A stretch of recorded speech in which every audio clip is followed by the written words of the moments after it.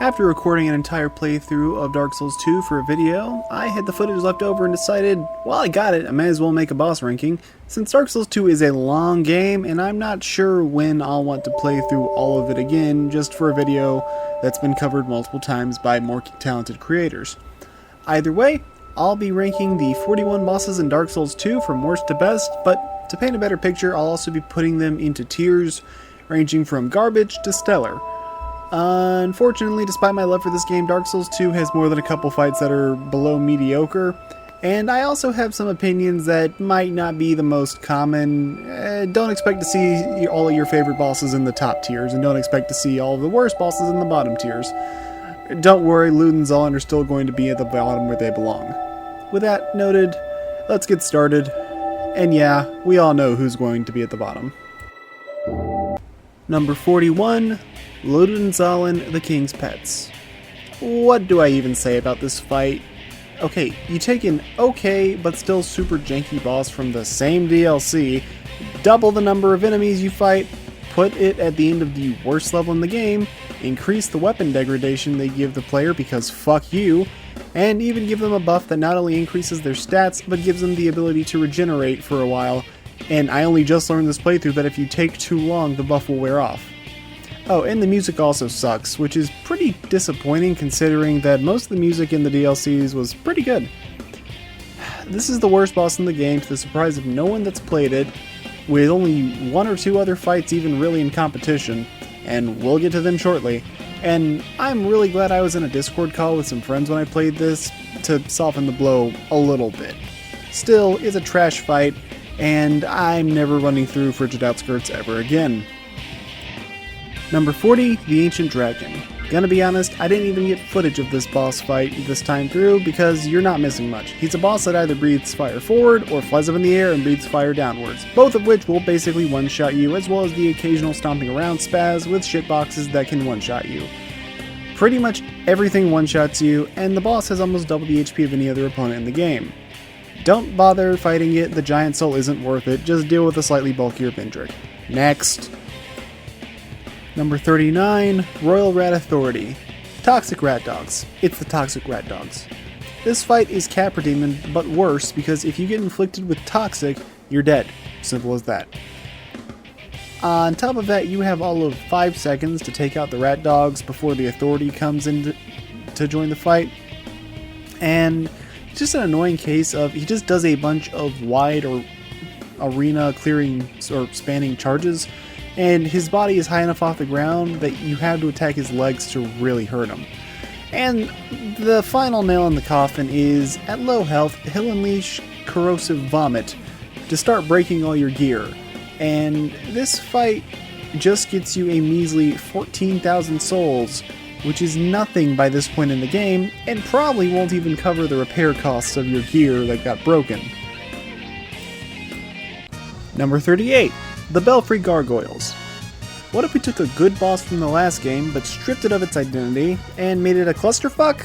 Well, that's the Gargoyles for you. Instead of fighting two bosses designed for their arena, we have Gargoyles on an aggro timer that's about 15 seconds, where another Gargoyle will join the fight as time goes on.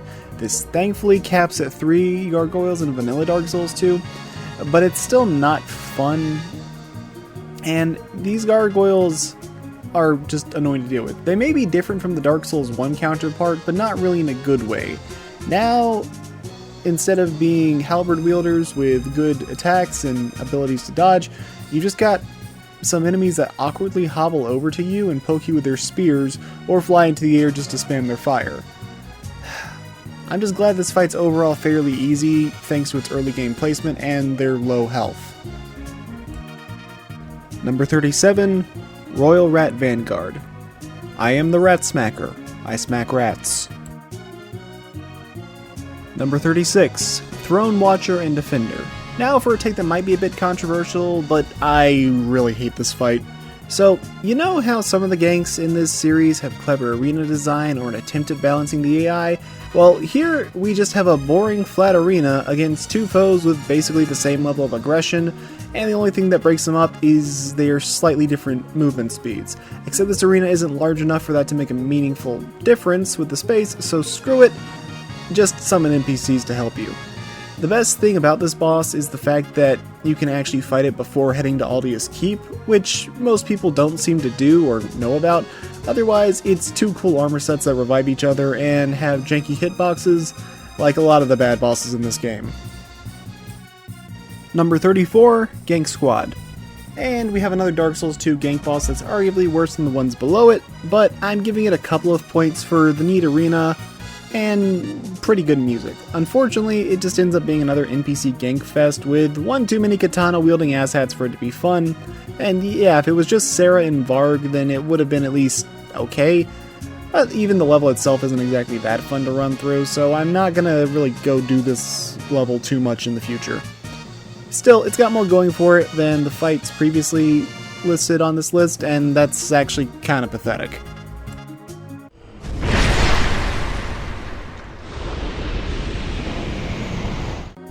Number 33, Covetous Demon.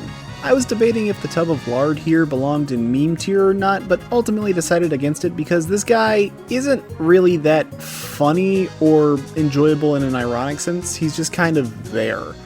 It's just a tub of lard that swings around haphazardly and has two really cool mechanics, being able to devour you and also unequip your items or your gear, as well as you can knock down the pots to provide weak hollows for him to get distracted by and eat.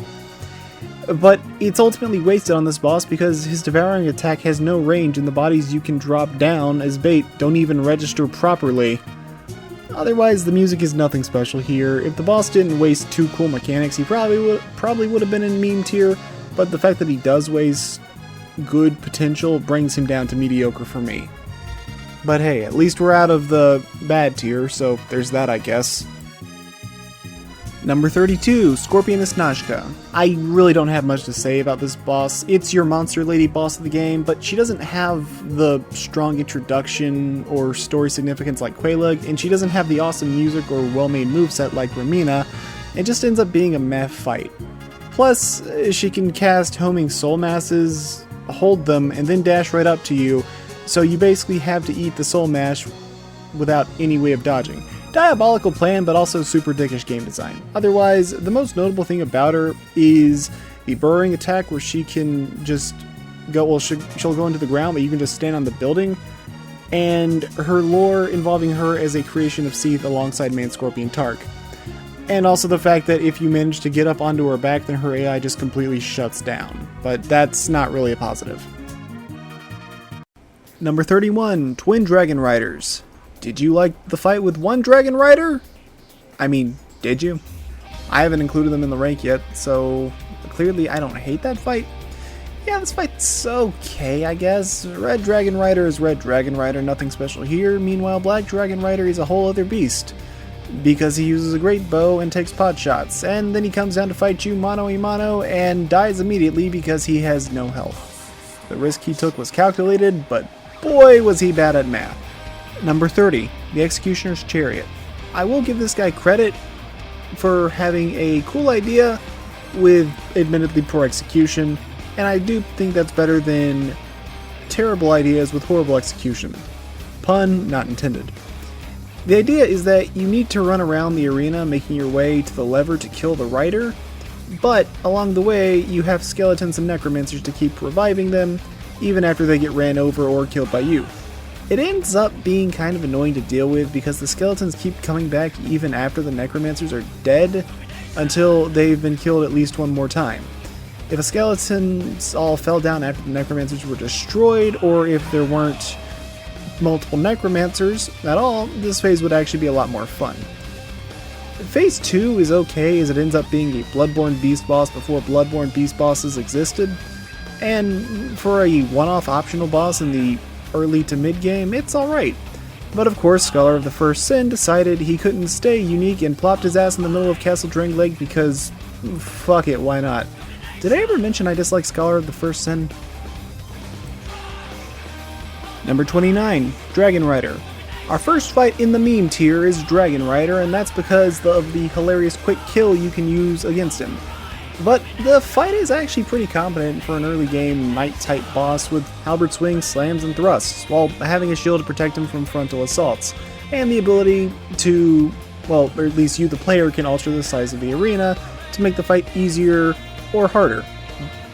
Now, that's cool, but if you're an experienced player, you can leave the arena tiny, giving a higher risk, high reward option to go for an insta-kill against this boss. I didn't get it, so I ended up ultimately just shanking him to death with my knife in my low level, but hey, it was still pretty cool.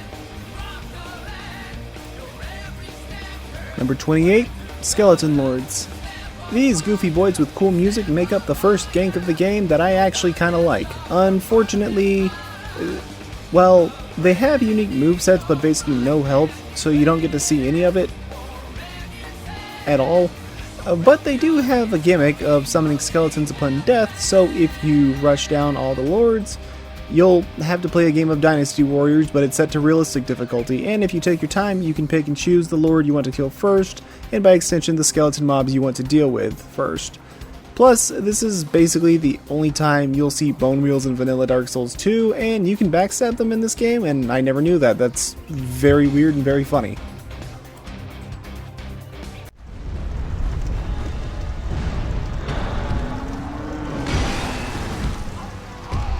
And that's the most memorable thing there is about Giant Lord. Number 26, Mytha. I feel conflicted here because design-wise, she's a perfectly confident melee boss with some magic at her disposal, and her using her, well, head as a grenade before diving to pick it up is both an awesome attack and kind of hilarious. But on the other hand, that fucking windmill is just bad game design because nothing communicates. You could burn it, and the windmill is shown to be metal anyways, so why does it burn? Is it made of titanium and Drink Lake torches burn at the temperature of the sun or something? But, well, you can summon Jester Thomas for this fight, which is cool, and if you kill this boss on New Game Plus or with the Bonfire Aesthetic boost, you'll be able to get the covetous Silver Serpent Ring plus 2, significantly increasing your soul yield for the rest of the game, so she can just barely squeeze her way into decent tier for me at least. Number 25, Guardian Dragon. Hey look, another decent thing about Dark Souls 2 ruined by Scholar of the First Sin. Those of you that haven't played Dark Souls 2 Vanilla may not know this, but this is where you first encounter a dragon of any kind in the game, and the caged arena made for a more interesting environment to fight the foe because you couldn't fly away and would instead grab onto the sides in order to get a better angle and breathe fire. It's not amazing, but it's a decent enough boss fight, so of course Scholar of the First Sin decided these guys need to become regular enemies, in potentially the first level players will go to, guarding a boss called the Old Dragon Slayer. I hate Scholar of the First Sin, I really do.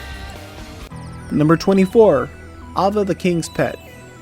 And now it's time for another beast boss. Here we have Lud and Zallen, but not completely terrible, and the music is also pretty good.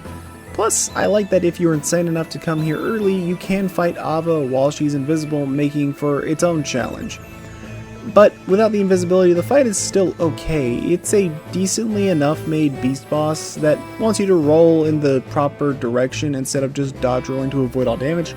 However, this fight does suffer pretty bad from some Dark Souls 2 shitboxes, even with upgraded adaptability. And while I can appreciate the attempt at making something different, I still didn't really like this boss very much outside of it being basically the only Dark Souls 2 DLC boss that isn't crammed in at the end of the DLC, providing Ivory King a bit more, I guess, boss pacing if you could describe it that way. Except you could technically just kill Ava while invisible and go straight for the Ivory King and finish the whole DLC in under 10 minutes. So take what I said and throw it out the window. Number 23, Nashandra. Now I have to admit, I'll always have some positive memories of this fight because it was the first Soulsborne boss I was ever summoned to help someone beat. Which is funny, because I hadn't even faced the Twin Dragon Riders by the point I got there. Yeah, Drink Lake Castle's second bonfire connects to, well actually I guess technically the first bonfire of Drink Lake Castle connects to a lot of things. Unfortunately, as the fight goes, it's not great. All she really does is lazily swipe her scythe at you, spawn curse orbs that are honestly okay game design, and fire lasers that miss you 95% of the time, and that's about it. For a child of the Abyss, her powers are pretty pathetic, and the only way you're likely to die is if you get greedy during her AoE explosion that she'll use when she gets to half health, then never use again. And, spoilers, you're not going to be seeing her sister Alana on this list for a long time because that fight is just a much better version of this boss. Number 22, King Vendrick. Husband and wife together, huh? Fitting. Just like his wife, though, he doesn't have a lot of attacks, just consisting of sword slashes, more sword slashes, a random dark orb that hits like a truck and curses you that you'll only see once in a blue moon, and more sword slashes. All backed up by one of the thickest health bars in the game, because you need the giant souls in order to do any meaningful damage to him. That being said, the giant soul mechanic isn't really a bad one, and the music here is one of the best in the game at setting the mood. I will admit though, I do wish we got to fight Memory Vendrick after collecting all 3 crowns. That would have been a great way to end the DLC, but hey, Elden Ring gave us something similar to that, and yeah, that satisfied me. For those of you still getting your ass kicked by Consort Radahn, try using a shield and guard countering. It turns the fight into a much easier affair. Trust me. Number 21, The Last Giant. The first boss of the game, and the dude that's downright pissed off at the fact you're still alive despite the war having ended ages ago. His fight is basic, consisting of stomps and lanky swipes, but the story significance behind him does provide some cool factor, and he does have a second phase, however minor, where he'll rip his arm off to use it as a weapon. A rather pointless action, but still kinda cool looking, so he's got that going for him at least. It's not bad, but compared to Asylum Demon, Cleric Beast, Gundyr, and Margit, he's getting outshone pretty hard. But I do think he's better than Vanguard at the very least, for whatever that's worth. Number 20, Ruined Sentinels. And time for another DS2 gank, but this one is okay because it's got a decent enough moveset from the Sentinels for an early game opponent, and more importantly, the arena design is good, filled with pillars and elevation changes, so if you're skilled, you can stay up on the platform and kill the first sentry in a safe 1v1, or 2v1 if you summon, which I did because I hadn't sat at a bonfire since No Man's Wharf.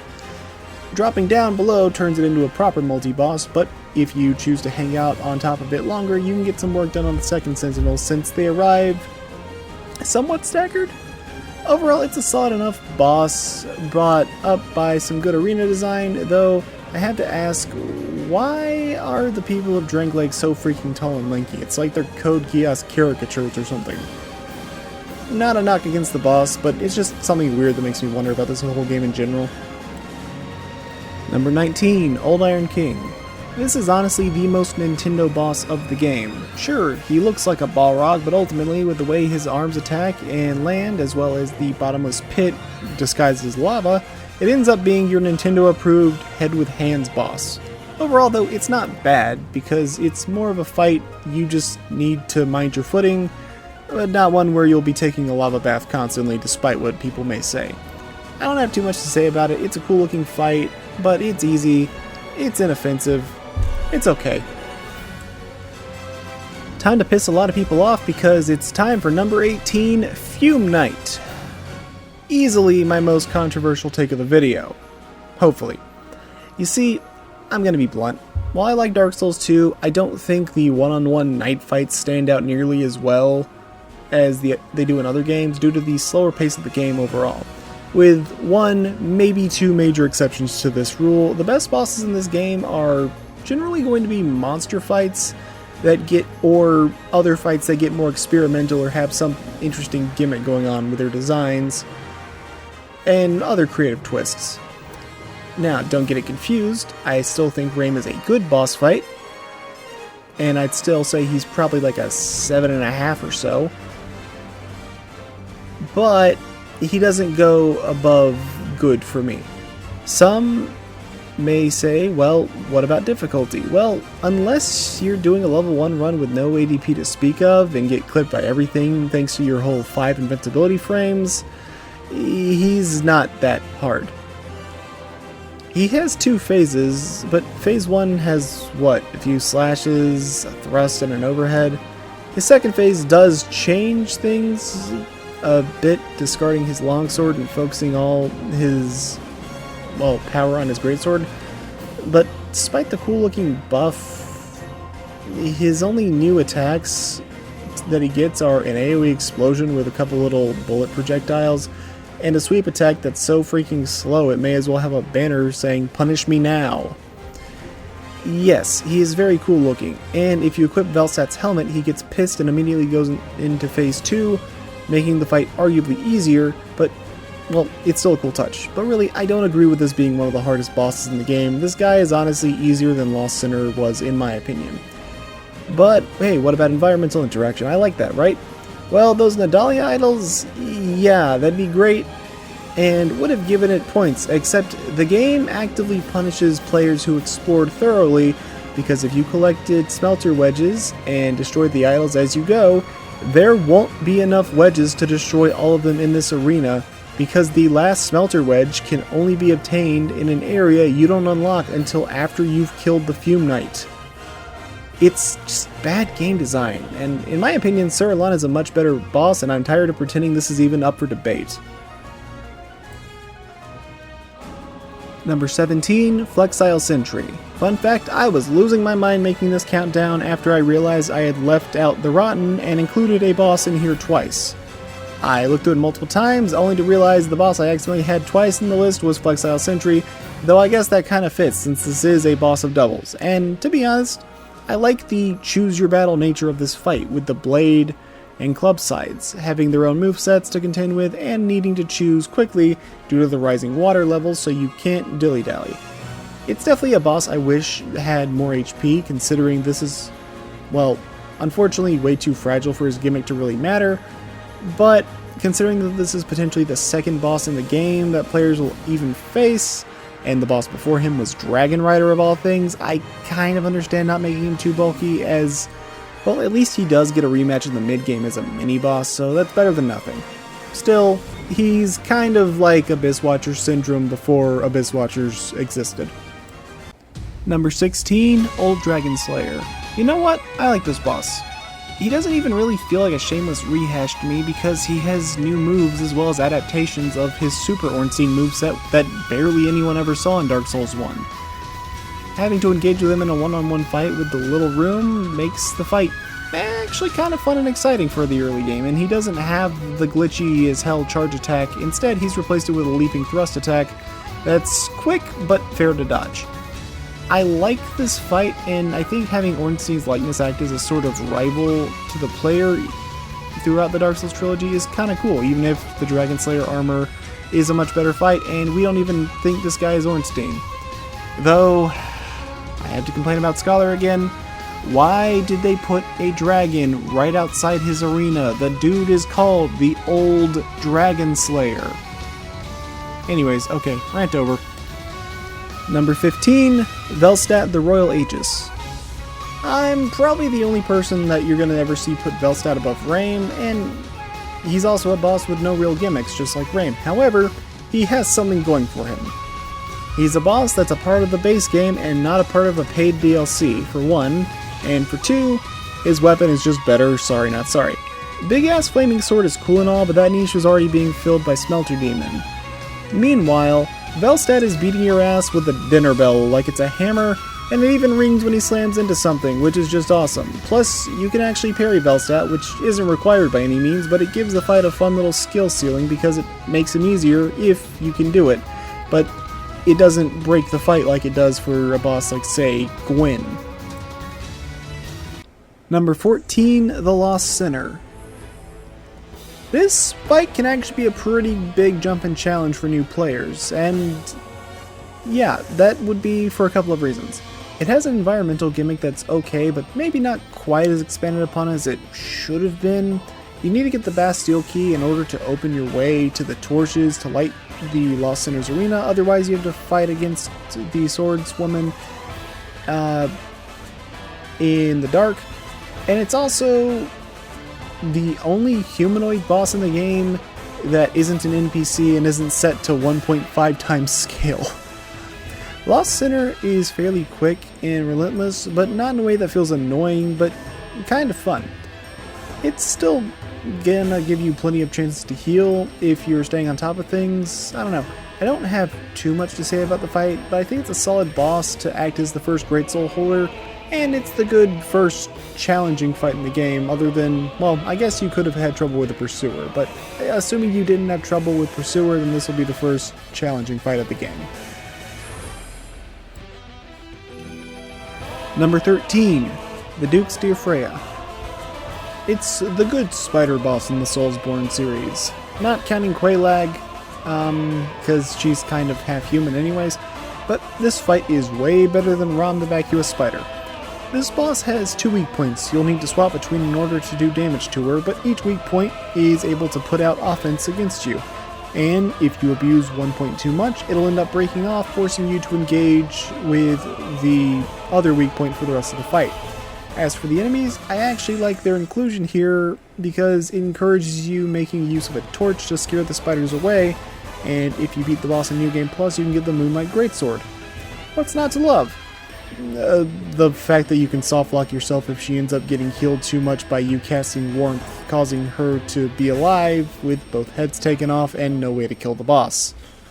Yeah, that is a pretty bad oversight. Number 12, the Demon of Song.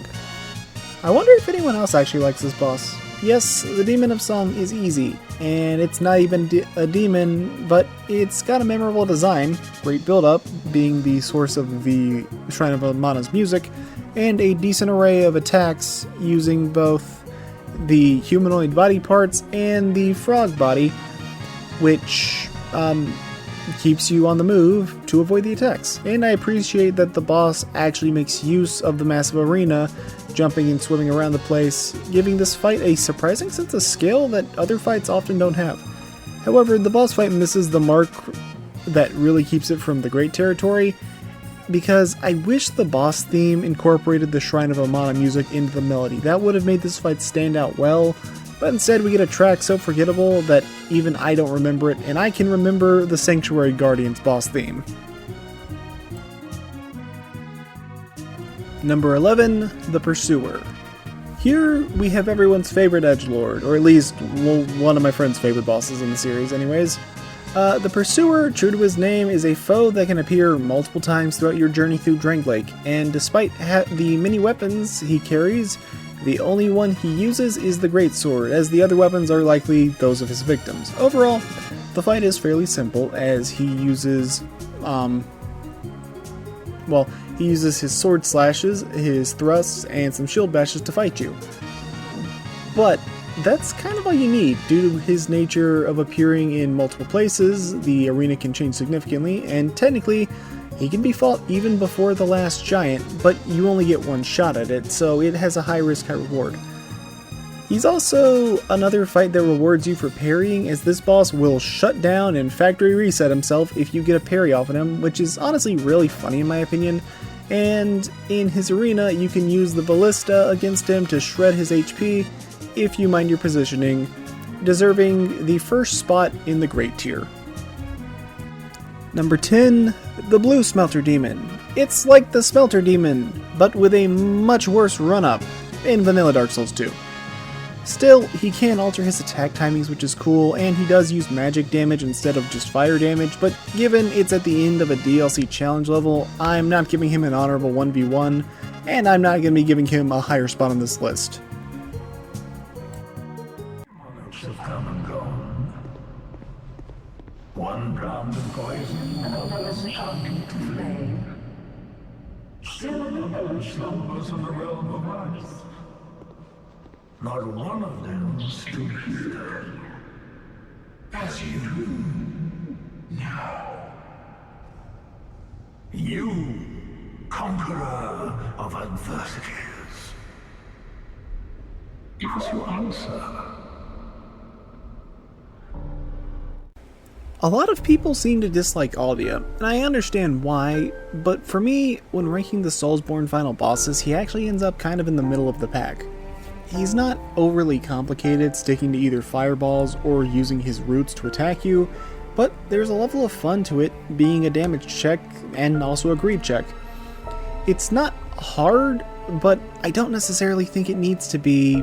It's a battle with a man that went insane and is just together enough to retain his hatred towards Gwyn and warn you that linking the fire is a very bad idea, as it would make Drangleic suffer the same fate as Lordran. All while being accompanied by one of the best tracks in the series, and I think it makes for a much more enjoyable final boss than Nashandra did, providing a, in my opinion, quite a bit more satisfying ending.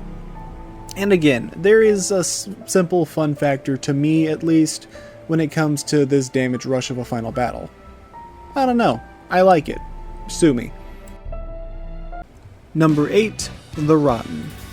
The best Great Soul boss by a mile and everyone's favorite soul farming location, the Rotten is one of those weirdo bosses that I love like Gaping Dragon, but I'm not going to go and say he's my favorite boss in the base game. Still, his design is very cool, his arena requires you to pay attention, which I enjoy, and his attacks are all pretty fun to deal with as well. Yeah, they're just fast enough that you have to pay attention, but there's also a certain slowness to it, so they can catch you off guard if you're not careful. And Pharaoh's telegraphing what the Rotten is about to do is a nice touch. However, what really makes this fight for me is how he brings your build together, allowing you to... Well, he's the best soul farming location in the game, and the best way to skip past the Shrine of Winter if you so wish. You can make your build however you want without having to seriously compromise on stats, and it honestly makes going through Black Gulch worth it. Though I do have to ask, why did Scholar put a statue right in front of the bonfire before this boss? That was just mean. Number 7, the Dark Lurker. Out of the 2 super bosses in Dark Souls 2's base game, Dark Lurker is the good one. I think he's a great fight at the end of a, admittedly less than fun questline though. This is the caster boss of the game, using portals, lasers, projectiles, flaming explosions, and the works. It keeps you on your toes the entire fight, and at half health he will duplicate, but thankfully they share a health bar so you can actually get double damage in if you hit both of them, and more importantly, the fight never feels unfair because they only have a single melee attack. Technically 2 if you count the thrust at the end, but that's just part of the combo. I'm not sure if the design was intentional or not, but this ended up being one of the best balanced duo fights in Dark Souls 2 because of how they're programmed to stick to casting instead of just attacking you all the time. And the spells have charge times instead of just charging right at you constantly, and I think this fight succeeds where Lud and Zallen fail miserably. And while the music isn't anything amazing, I do like the kind of quiet, ominous tone it has going for it. Number 6, Alana the Squalid Queen. I like this boss fight a lot, actually. I was tempted to put her even higher on the list, but then I thought about it, and the top 5 really are kinda locked in. So this is the highest I can put her. This fight is Nashandra done right, in my opinion, having a much wider array of spells, and more mobility thanks to her being able to teleport short distances, which gives her melee an actual threat as well. The music is also a pretty good tune in my opinion. The boss also comes with the ability to summon help in battle, which can come in 3 forms. Skeletons are the most common, coming in 3s, piglets are the rarest and meant to be really just a joke, and the lower her health drops, the more likely she is to summon Velstadt to assist her in battle. Unfortunately, in this fight I never got Velstadt or the pigs in this playthrough, but I won't count bad luck against the boss. It's a fight that's fun and pretty well done in my opinion, and the best gank boss in Dark Souls 2. Be proud, Alana. You may have been dealt a raw deal down here, but you're a better boss fight than your sister. Number 5, the Looking Glass Knight. Castle Drangleic is the place you're working towards for over half the game, and at the very end you'll come face to face with the Looking Glass Knight as the choke point boss of the game. Sort of like the Ornstein and Smoke, though admittedly later into the game than that duo was. Like other melee bosses in this game, he has, well, his healthy selection of slices and thrusts, but he also makes use of the storm outside to make his sword into a makeshift lightning rod and send out either long bolts towards you or shoot out electric orbs in a wave pattern. But the thing that truly makes this boss unique is his shield, which, yes, it does deflect attacks if you go head on, but when he slams it into the ground, it's a good chance to attack him, but he'll be busy summoning a phantom to join him in battle. This could be an NPC, or this could be a player. Unfortunately, these days, as of recording this video, it is 2024, you'll most likely just get an NPC, as no one's really going to be playing vanilla Dark Souls 2 anymore on PC. But back in the day, back in the day it was a lot more common, and hey, I mean, if you get lucky, that shield will detect to summon sign in the King's Passage and summon them, making this the PvP boss, and, well, to that extent, the best PvP boss in the Dark Souls series. Number 4, Sin the Slumbering Dragon. Sin isn't perfect, but he's still a fantastic fight, and in my opinion takes a respectable 5th place among the Soulsborne dragons. I'm not going to say what my ranking of them would be, because I mean that's an idea for a future video, and also just dragon bosses in general. But yeah, Sin has a lot of the dragon moves, including swiping at you, charging at you, and flame breath, but everything is pretty well telegraphed. He doesn't have he does have a gimmick where he's supposed to drastically reduce your weapon durability, but I never really had an issue with this. I mean, you can throw in the bracing knuckle ring and that helps, but I never really noticed my weapons going below 40%. Another common issue people have with this fight is a lot of people find he flies away too much, and I won't say they're wrong, but I didn't find this to really be an issue when I played vanilla Dark Souls 2. That's not a hit against Sculler, that's actually just my own experiences. It felt like he didn't really fly away as much. Instead, whenever he flew up, he would always go for his toxic fireball, and then try to fly directly at me, providing a good opening to punish him if I dodged right. It's a fun boss, and it's a great way to round out one of the best video game levels ever made. And I think that, at least prior to the release of Mediocre, this was the best dragon that From Software had made. Number 3, Smelter Demon. And here we are with the best boss in Dark Souls 2's base game. Smelter Demon is a boss that is pretty simple, but effective. He evolves with 3 phases. Phase 1 is him using his swords and all the simple moves that come with it, but then he has a 2nd and 3rd phase, making him actually, I think, the first 3-phase boss in the entire Soulsborne series. Phase 2, his stomach will ignite, giving him passive damage over time, which would be annoying, but Dark Souls 2 has life gems, so you can easily offset his flames. Then, his final phase, he will ignite the sword by plunging it into his stomach, which gives him a range increase, fire damage boost, and letting him shoot out waves of fire that will scorch the arena, something Midra would take a page from, and then proceed to burn the entire library down.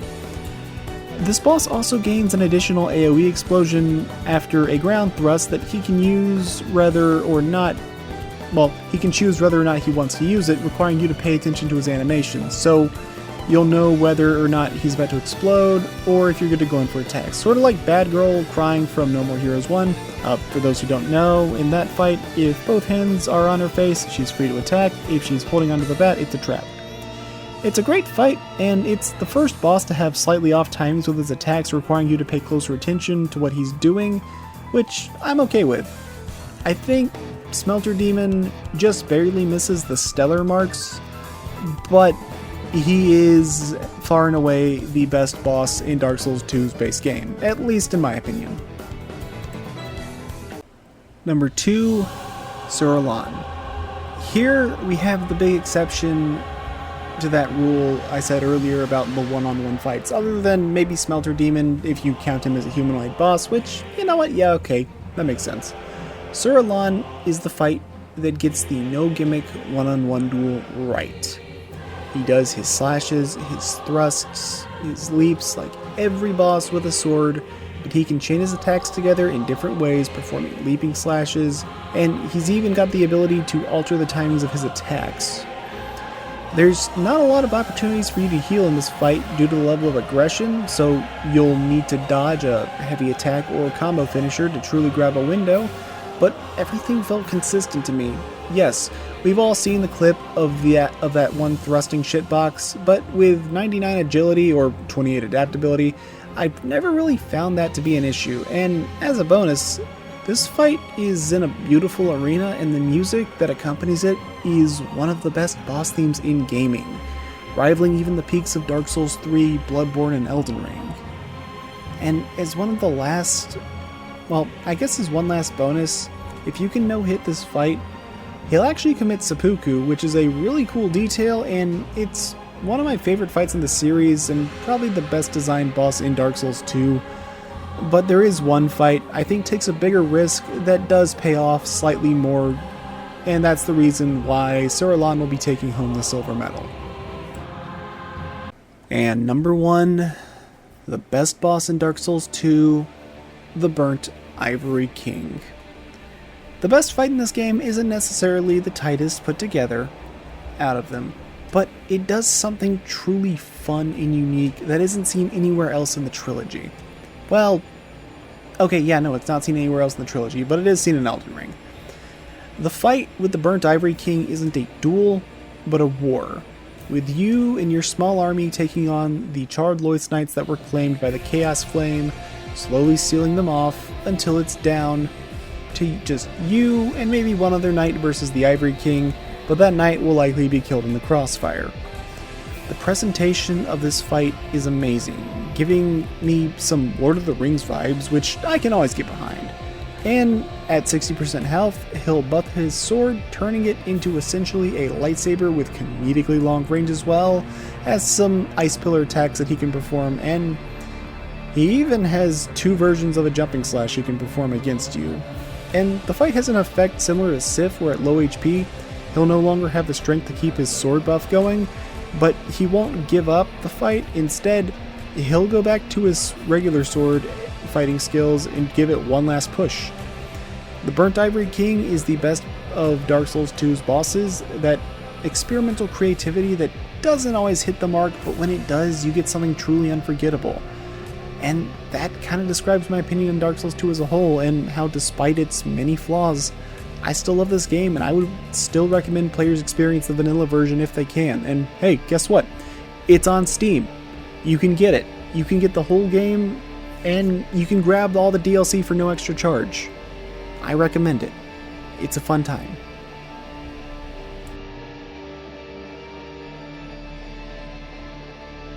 And that's all for this video. It was fun revisiting Drake Lake, and while I still plan to prioritize long-form videos over boss rankings, I do still want to eventually cover the entire Dark Souls trilogy at some point, and I figured, hey, why not start with the one I have footage for? If you enjoyed this video, consider liking and subscribing, and I'll see you all later. Take care.